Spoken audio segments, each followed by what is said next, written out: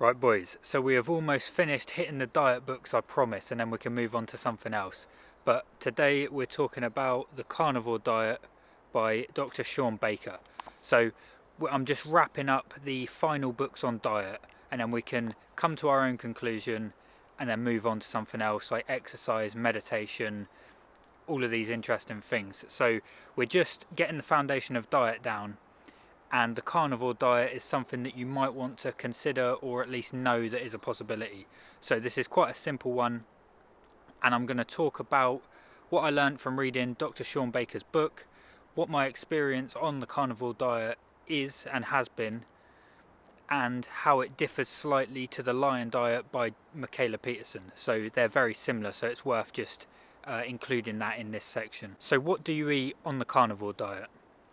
And today I'm going to quote a lot out of the book just because it gets the information across a lot easier. So there's going to be a lot of me reading notes from my phone. But if a food comes from an animal, you can eat it. Beef, lamb, chicken, turkey, deer, bison, fish, shellfish, pork, caribou, whale, shark, elephant, snake, crocodile, whatever.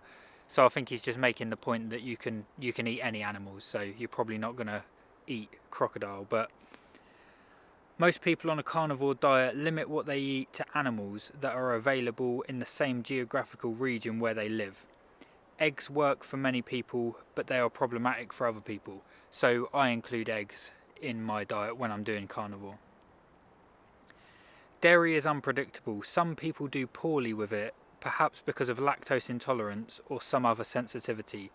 Other people find that they can handle non-bovine dairy foods, such as sheep's or goat's milk dairy. Other people claim to do better with raw dairy or A2 dairy that contains only A2 beta casein. Remember, like many plant foods, dairy was a relatively late addition to the human diet. If you struggle with health issues, I strongly recommend that you consider foregoing dairy for at least a trial period. Aside from different tolerances to various types of dairy, people sometimes find they tolerate some dairy styles better than others. For example, many people tolerate hard cheeses, and this is the case for me, better than they tolerate softer cheeses or milk. Some people don't tolerate cheese or milk, but butter and especially ghee don't cause any problems for them.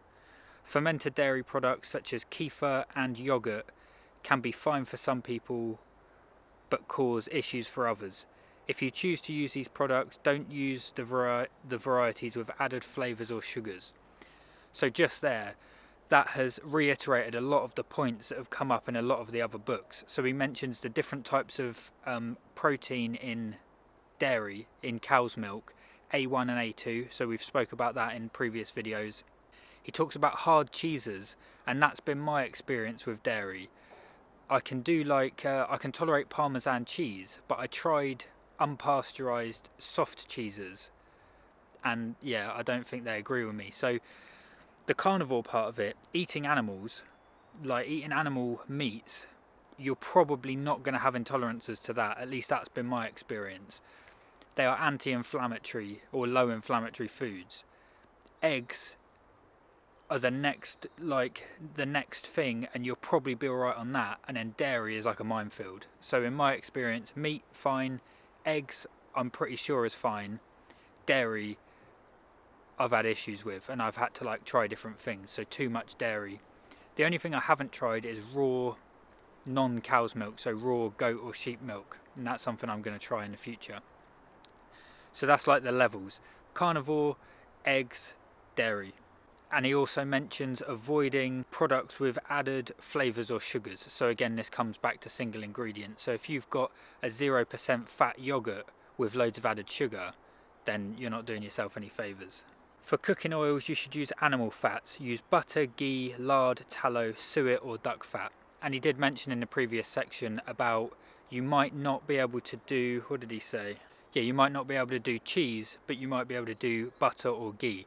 And I've found that I can tolerate butter and ghee fine. And ghee is clarified butter, so it's got the milk solids and other aspects of the butter removed. So ghee is probably going to be even better if you've got lactose intolerance. But for cooking oils, you can use animal fats: butter, ghee, lard, tallow, suet or duck fat. And then this is a note on coconut oil or MCT oil, and this is something that I've added back in because I've heard about beneficial cognitive benefits. So it helps provide ketones to your brain, which can help mitigate brain fog, like reduce brain fog. But this is his perspective. I suggest you dump the coconut oil, MCT oil, avocado oil and olive oil. Although these are generally better options than corn, soybean and canola oils, they still can contain compounds that might be problematic. For example, salicylates in coconut oil, which cause a rash, digestive upset, headaches or swelling for some people. Here's a trick I often use when I'm cooking. Heat a pan, touch the fatty edge of the meat I'm cooking to the pan until the fat melts. By doing this, I get a nice layer of fat to cook the meat in. So I do this when I'm cooking my beef mince. It's 20% fat, and I find if I just put the mince in the pan, the fat kind of melts out and you don't need any cooking oil when you're cooking that, and you can cook your eggs in that as well. And I also, when I'm cooking bacon, I'll drain off the bacon grease and I'll use that to cook with. So that's another animal fat.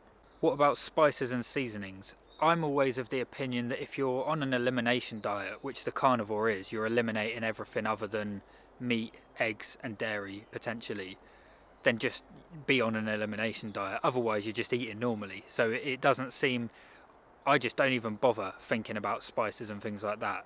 But this is what Shawn Baker says in his book. If you want to do it properly, actually these might be my words, I think I wrote this first sentence. If you want to do it properly and implement it as a real elimination diet, just use high quality salt, sea salt or pink Himalayan salt. Okay, this is a quote from the book. Many people do fine with spices and seasonings over the long term, although just as many people tend to find them less desirable. I often use only salt on my steaks and I'm quite happy with that. Sometimes I add some spice to the meats and consider the meal to be a bit of a special occasion. I suggest you avoid sauces that are heavily laced with sugar, vegetable oils, soy, gluten, MSG and other ingredients that have the potential for problems. So again, this comes back to the kind of minimally processed side of things. You don't want a list of ingredients if you're having cooking sauces. And you can use spices, but this again, it kind of falls under the milk category. They might cause you digestive issues, and if you add in milk and some cooking oils which aren't animal fats and some spices, you're not going to know, and you're still getting digestive issues, you're not going to know what the cause of that is. So you want to limit the different variables. That's if you're doing the carnivore diet as an elimination diet for digestive issues. We will talk about the benefits in a minute, and if digestive issues aren't a problem, then yeah, you can use spices and it will just make the food more palatable. So there's sort of two reasons. There's rapid weight loss and digestive issues. They might be the two reasons that you're doing the diet for. So what do you drink on the carnivore diet? The short answer is water. Every animal on the planet drinks water. It works well for hydration. 70% of your body is made of water. It's all you need to drink. You can add sparkling water. Bone broth is fine. It contains some good stuff and can help to satisfy your urge to drink something hot or flavoured. However, drinking bone broth isn't crucial to the success on the carnivore diet. So I have done a video on hydration, so you can check that out. So again, if you're on the carnivore diet, I've seen people do fasting and they drink, I think Cali Muscle said he was fasting and he was drinking apple juice. That's not a fast, because you're going to break the fast by the amount of sugar and carbs in the apple juice. And then you get people doing like water fasts, but they're having bone broth. And I think just commit to whatever it is you're doing, just do it, or don't sort of call it that. So if you're on the carnivore diet, it's just meat and water as far as I can tell. And then when you start adding bone broth, I mean bone broth is fine because that's an animal product. But if you start like adding apple juice or something, then you're not really on the carnivore diet. So that's if you're trying to be strict with it. And then alcohol. Alcohol is toxic to the body. It is recommended that you don't drink alcohol because it will affect your sleep and athletic performance. Drink alcohol if you want to. Like with anything, you can do what you want. If you feel like in moderation it's good, or it's good socially. But I think it's well established that alcohol is pretty bad for you. So you're you're factoring in that you're drinking it at your own risk, so alcohol's not recommended. Tea, coffee, or any caffeine drinks, if you tolerate them well, you can drink these on the carnivore diet, and people do fasts. Again, I probably wouldn't drink black coffee, because you drink black coffee so it doesn't have the milk in it and the carbs are really low. So again, I don't drink coffee, but I would probably err on the side of not drinking it if I was being strict, or if I was fasting. I saw when I was researching fasting, the guy that's got the record for the longest period of fasting was surviving off of black coffee, I think. He was eating no food. It was over like a year of pure fasting. How much should you eat on the carnivore diet? Again, this is a simple food principle. You just want to decide whether you want to lose weight, gain weight, or maintain, and then get a BMR calculator, work out your basal metabolic rate, which is how many calories your body uses on a daily basis, factoring in the amount of exercise you do. So for me, it's about 2,500. So that's the answer. That's the same with any diet. You could be eating processed food. How much should you eat? Either your basal metabolic rate minus 500 to be losing fat, or plus up to like 300 to be gaining muscle. That's a standard thing regardless of diet. Now, the thing that isn't standard about the carnivore diet, and this has been my experience, is I can eat quite considerably over my BMR on a carnivore diet and I don't gain weight. So I think that's because the body's running off of mainly ketones, and you don't store fat when you're running off of ketones and when insulin's low. So I think this diet is so effective at lowering insulin and running off of ketones that you burn fat at quite a significantly raised rate.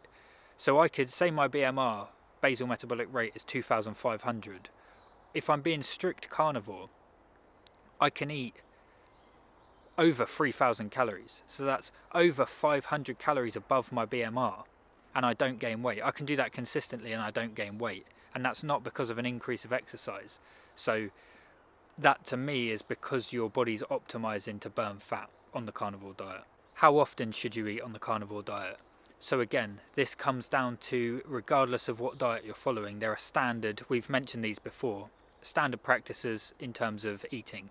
So this comes down to your eating window, and you want to implement some form of intermittent fasting. So there wants to be a long period of no eating that allows insulin to drop, and a period of eating. And so a recommended intermittent fasting kind of protocol would be 18-6, 18 hours of fasting and 6 hours of eating. That's quite a restricted eating window. So that would be, you could do 9 a.m. as your first meal and 3 p.m. as your last meal. That's a 6 hour eating window. Or you can just implement 3 meals a day. So eat your first meal when you wake up at 8 a.m, lunch at around 12 o'clock, and then your last meal at 5 p.m. That's a pretty standard 3 meal a day setup. No snacks in between, no food after your last meal, and then that gives you a good intermittent fasting window. So how does this diet differ from the Lion diet? That's Mikhaila Peterson's diet. In its strictest form, the Lion diet prescribes the consumption of just meat from ruminant animals and salt. So it's just meat, salt and water, and sparkling water if you want. This differs from the carnivore diet because you may include eggs and dairy in the carnivore diet. A ruminant animal is one that has a unique digestive system capable of breaking down cellulose from plant materials by fermenting it in its specialised stomach compartment before further digestion. Examples of ruminant animals include cows, sheep, goats, deer and giraffes. They have a stomach with 4 compartments: the rumen, the reticulum, omasum and abomasum. I've probably ruined the pronunciation of some of those words. This enables them to efficiently extract nutrients from their plant-based diet. So this is why this is bro science now, so this is just me thinking out loud, but this is why I think that eating beef, you could just sustain yourself indefinitely like Jordan and Mikhaila Peterson do. It's because we've learned from many of the other books that you are what you eat, and you are what the animals you eat ate, so their diet matters. So if you're eating a massive tuna, and that has been eating a lot of other fish that have mercury in them, you're going to be exposed to high mercury levels. Now I tend to look at, and this is going to sound ridiculous, but I look at eating just beef as kind of like a plant-based diet, right? Because cows eat grass. Yeah, all they eat is grass and maybe corn if they're corn-fed, but you want grass-fed cows. So they're eating grass. So if you are what you eat and you are what the animal you eat ate, you're essentially on a plant-based diet. So eating meat, and because they've got this ruminant stomach setup, I just think there's a benefit to that. So yeah, I won't go too deep in stuff that I can't confirm or deny. But yeah, I tend to look at it like people would think, oh well, are you not deficient in certain things? And I think, well, all of that nutrition, when you're an animal and you're consuming food, whether it's a human, a cow, whatever, every cell in your body is made up from the food that you consume. So that cow is consuming grass. So every cell is made up of the nutrition. Like, that's obviously what that cow needs to survive. And then if I eat the cow, the beef, all of that nutrition hasn't just disappeared. Energy can't be created or destroyed, it just changes form. So the energy in that grass has become the cow, and the energy in that cow has become me. So that's why when people say, oh, you're going to be deficient in certain nutrients on an animal-based diet, that's why I don't think that's correct, because the nutrients haven't disappeared from the grass to the cow. So that's the bro science over. So why might you want to adopt the carnivore diet? What are the benefits? And these are going to be from my experience and some of the things mentioned in the book. So the main benefit is going to be rapid fat loss and body recomposition. So in my experience, whenever I've done the carnivore diet and removed processed foods and just been on meat, eggs and some dairy, the fat loss is so quick and so it's just inevitable. You can't eat a carnivore diet and not lose weight. And you can eat a lot more, like I mentioned earlier, you can eat above your BMR and still lose weight. And I think that's just because, one, you're probably going to be in ketosis. Your body's burning body fat because you're running off of ketones. And they're high quality nutritious foods, and your body's not going to store that as fat.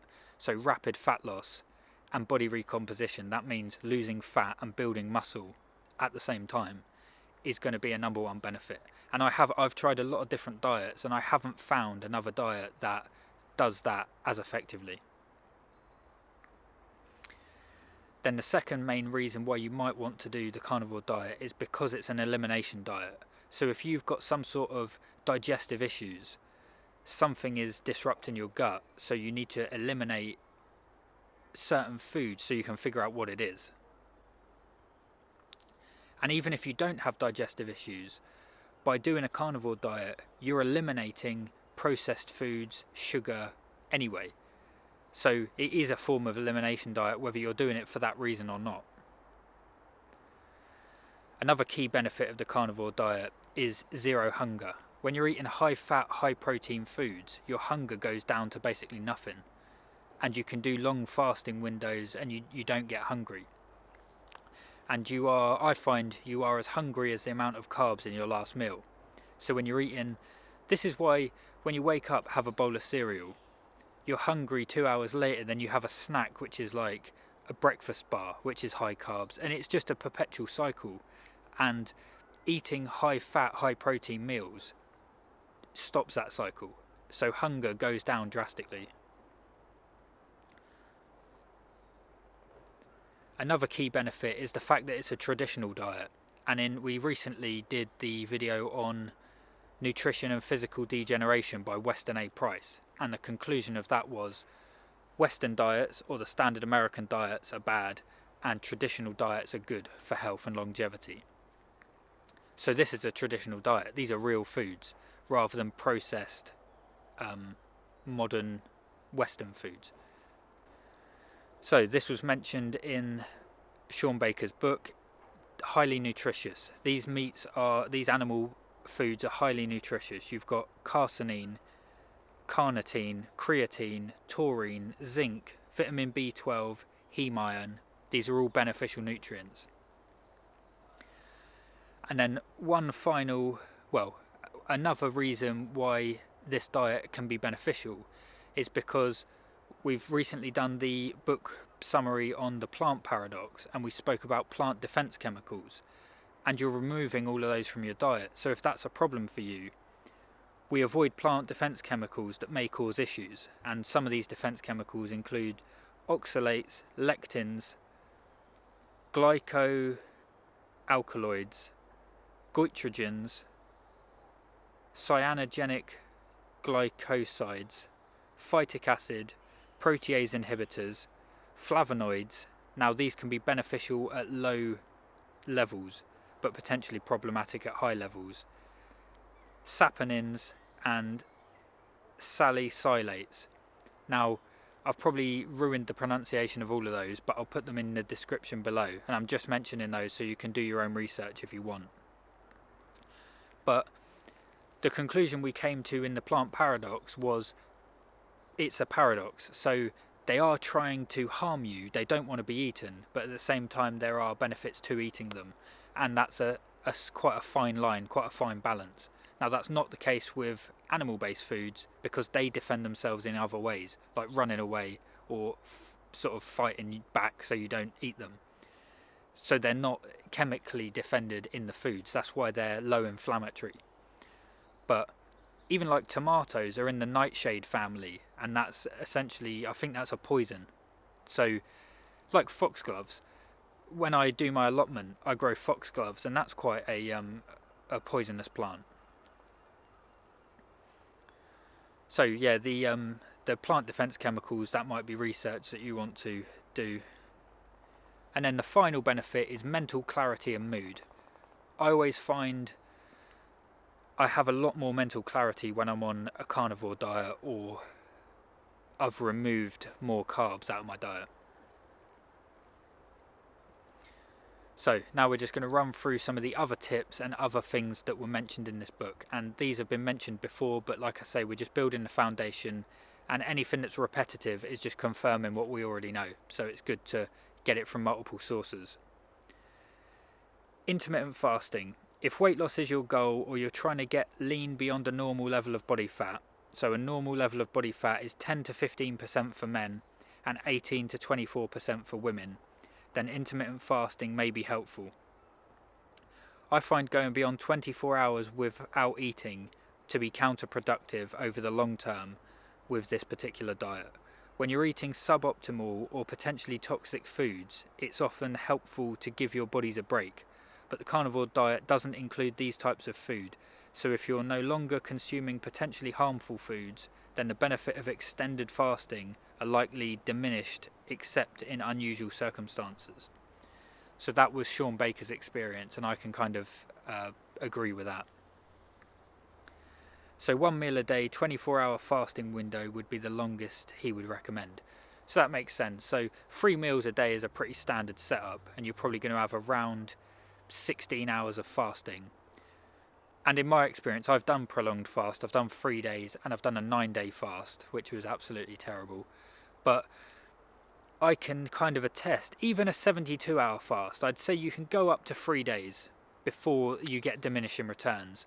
But even 3 days, you'll probably overcompensate and binge eat off the back of it, so it's not worth it. So 24 or 48-hour fasts are going to be all you need. Anything more than that is probably not necessary. And anything less than 16 hours of fasting, you're overdoing the meal frequency. So between 16 hours and 48 hours, that's going to be your fasting.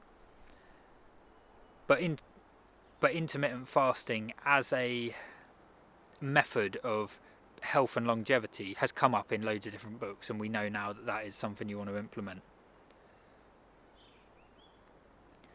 So the affordability, some people tend to think this is an expensive diet, and I've never really experienced that.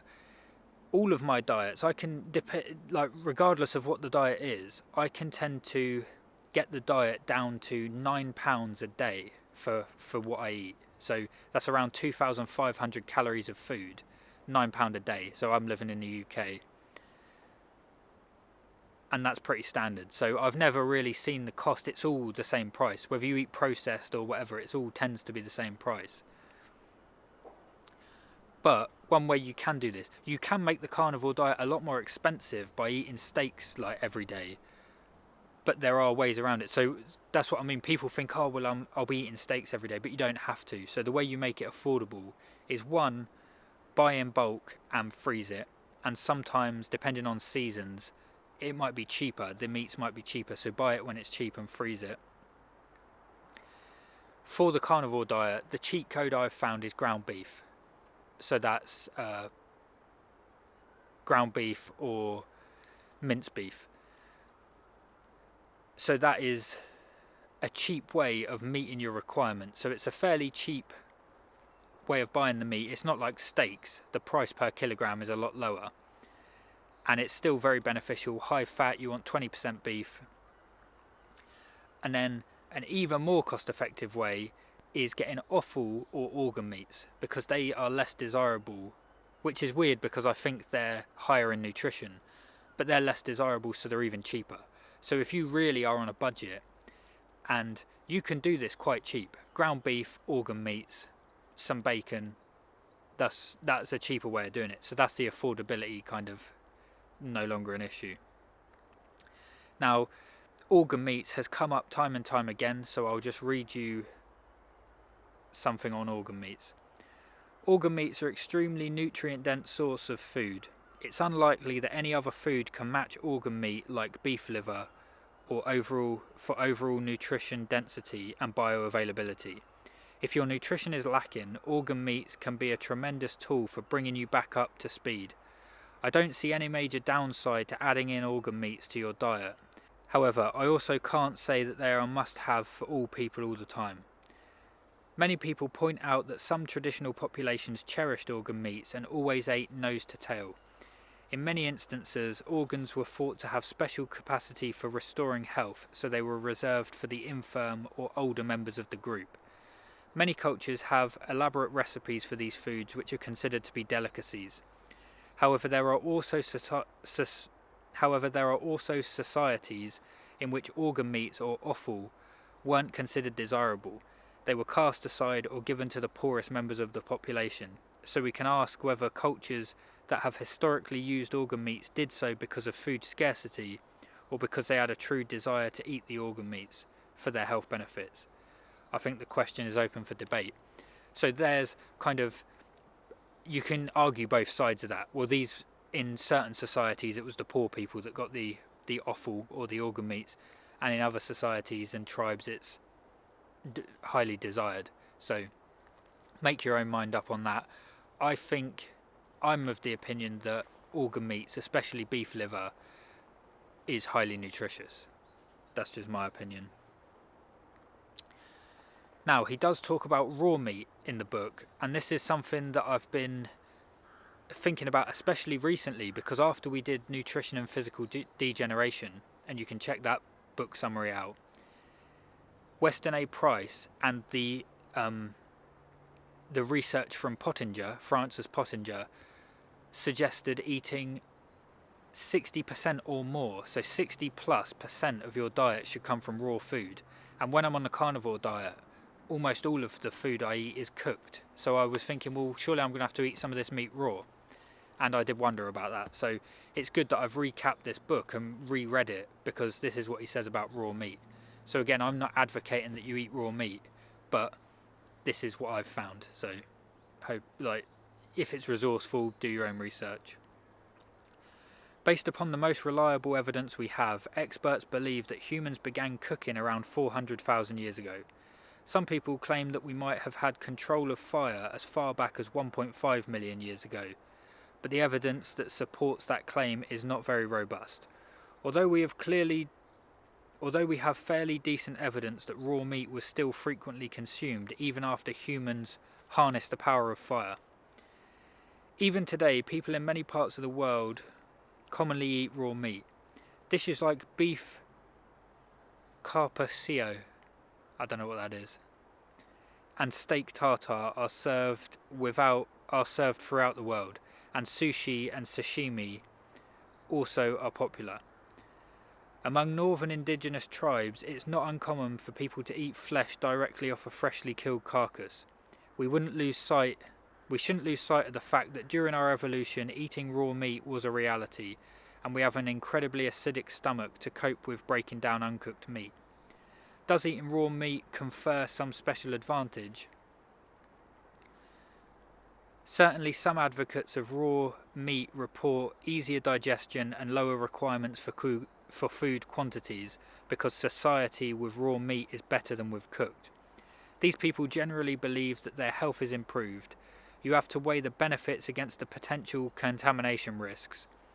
Those risks, while certainly real, are likely overstated, particularly if you pay close attention to sourcing. So if you do want to eat raw meat, it's got to be high quality. Does raw meat provide access to more nutrition, or does cooking make it more accessible?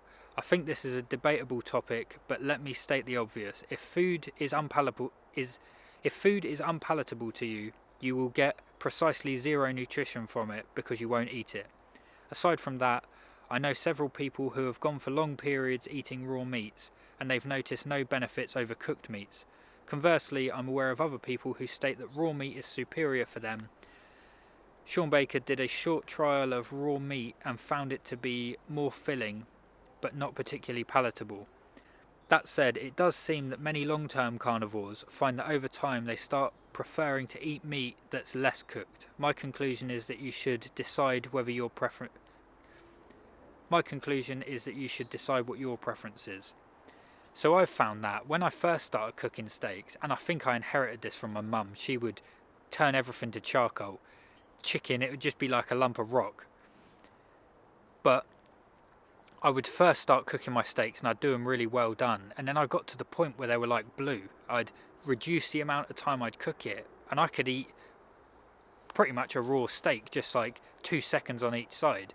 So maybe that's a natural progression. As the more you expose yourself to the carnivore diet, the less you feel the need to cook it, and that might be your gut microbiome adapting to it. So another point that Shawn Baker makes is you want to eat grass-fed beef, and this has come up time and time again. On average, grass-fed beef tends to contain slightly more favourable omega-3 to omega-6 fatty acid ratio because it is richer in omega-3. So a corn-fed, when they feed the cows on corn, it's going to have more omega-6, which you don't want. Another difference is that grass-finished beef has higher levels of CLA, conjugated linoleic acid, than grain-finished beef. CLA is believed to be beneficial in preventing metabolic syndrome and possibly has some anti-carcinogenic properties. Grass-finished beef is also slightly higher in vitamin E and vitamin A and has more alpha-linoleic acid. Grass-fed beef is certainly higher in several nutrients that may be considered beneficial. Regardless of the finishing method, it is superior health food relative to just about any other food available. So if you don't have access to grass-fed beef and all you have is commercially farmed, probably corn-fed beef from your local supermarket or whatever, I'm very lucky that I get mine from a local farm that's grass-fed. But commercial beef is still better. If your options are to eat Weetabix or eat a pizza, then commercially raised beef is going to be better. So, what are the possible negative effects or negatives of the carnivore diet? The first one is keto flu. Now, this is what Shawn Baker says in the book. This isn't a ketogenic diet. He's not saying you're doing the carnivore to get into ketosis, which is where your body stops running on carbohydrates and runs on ketones instead. And this is beneficial because it lowers insulin and allows your body to burn fat effectively. But when you do the carnivore diet, that is going to happen, and you will run off of ketones to varying degrees. It's like a spectrum. Sometimes you're running mainly off of carbs, and then other times you're running mainly off of ketones or exclusively ketones. But it's going to fluctuate because even protein is going to your body converts protein into sugars, I think, and that can kind of raise or drop the ketones. So this isn't a ketogenic diet, and you don't need to be testing with like keto strips to make sure you're in ketosis, but you probably will be. The keto flu is a term used to describe a set of symptoms that some people experience when they start a ketogenic diet. This diet involves drastically reducing carbohydrate intake and replacing it with fats, which shifts the body into a metabolic state called ketosis. Symptoms of the keto flu can include fatigue, headache, dizziness, nausea, irritability, difficulty sleeping, and constipation. These symptoms typically arise within the first few days to weeks of starting the ketogenic diet, and the body adjusts to using ketones for energy instead of carbohydrates. The keto flu is usually temporary and can be mitigated by staying hydrated, replenishing electrolytes such as sodium, potassium, and magnesium, getting enough rest, and gradually transitioning into the ketogenic diet. Many people find that the symptoms subside after a week or so as the body adapts to its new dietary pattern.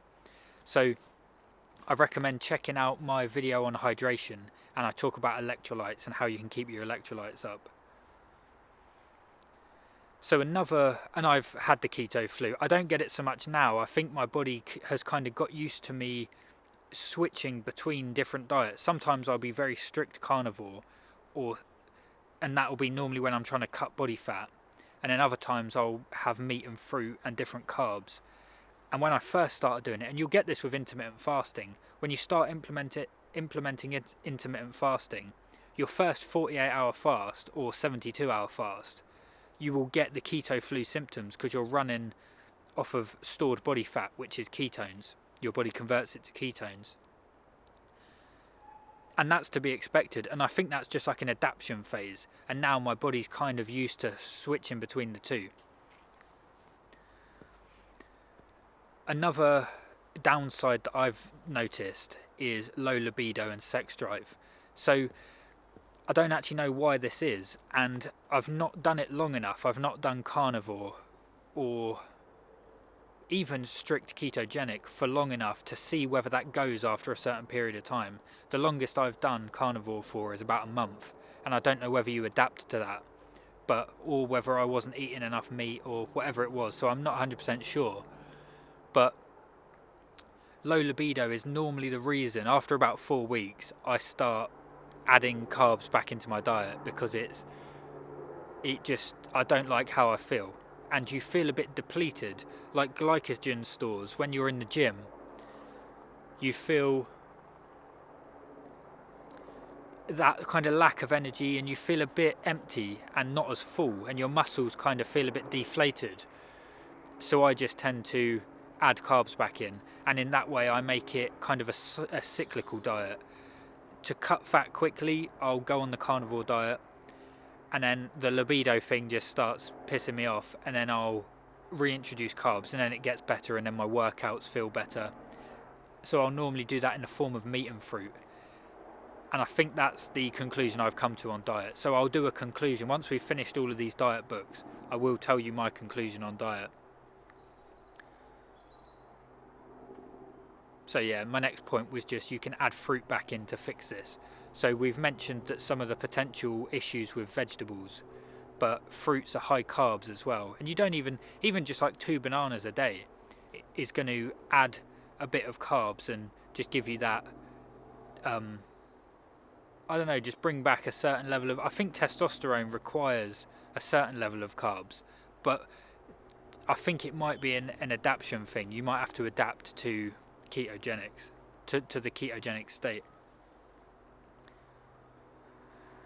So boys, that is the carnivore diet. I hope that little summary helps, and you can decide whether you're going to use it.